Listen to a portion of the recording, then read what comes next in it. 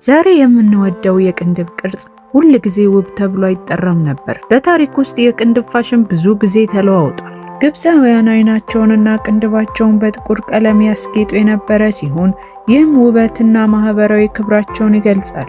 ጥንቷ ግሪክ ደግሞ ወፍራም ቅንድብ ይወደድ ነበር።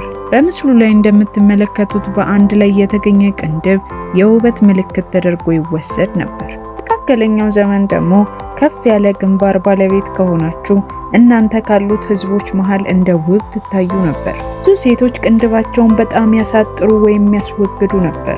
ለመሆኑ ቅንድብ ለሰው ልጆች ለምን አስፈላጊ ሆነ ብላችሁ አስባችሁ ታውቃላችሁ? ቅንድብ ለውበት ብቻ አይደለም፣ በሰውነታችን ውስጥ ጠቃሚ ስራዎች አሉት። የመጀመሪያው አይንን ይጠብቃል። ላብ፣ ዝናብና ትናንሽ ቆሻሻዎች ወደ አይን እንዳይገቡ ይረዳል። የቅንድብ ቅርጽ ፈሳሾች ወደ ጎን እንዲፈሱ ያደርጋል። ሌላው ደግሞ ስሜትን ለመግለጽ ይረዳል። ደስታ፣ ቁጣ፣ መደነቅ፣ ሐዘን እና ሌሎችን ስሜቶች በፊት ገጽታችን ለማሳየት አስፈላጊ ነው። ከዚህም በተጨማሪ ቅንድብ የፊት ውበትን ያሳድጋል፣ አይንን ያጎላል፣ የፊት ቅርጽን ያስተካክላል፣ የተዋበና ሚዛናዊ ገጽታ እንዲኖረን ያደርጋል።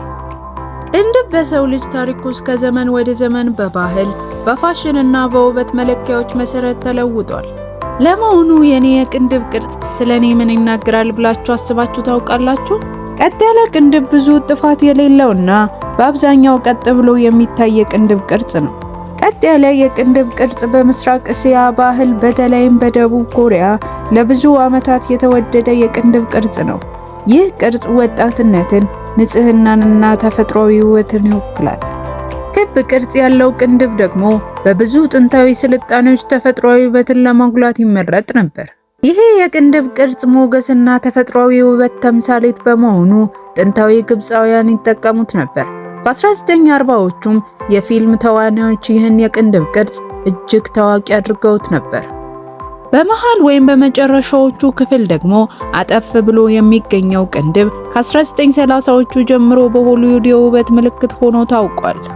ይህ ቅርጽ ደግሞ አይንን ያጎላል፣ ፊትን ቅርጽ ይሰጣል፣ እናም የበለጠ የተዋበ ገጽታን ይፈጥራል። ቤተሰቦች እናንተ ከፊቴ ጋር ይሄዳል ብላችሁ የምታስቡትን ቅንድብ በኮሜንት ስር አሳውቁኝ። ቀጣይ በሌላ አስደናቂ ቪዲዮ ስለምንገናኝ ይህን ቻናል ሰብስክራይብ እያደረጋችሁ ጠብቁኝ።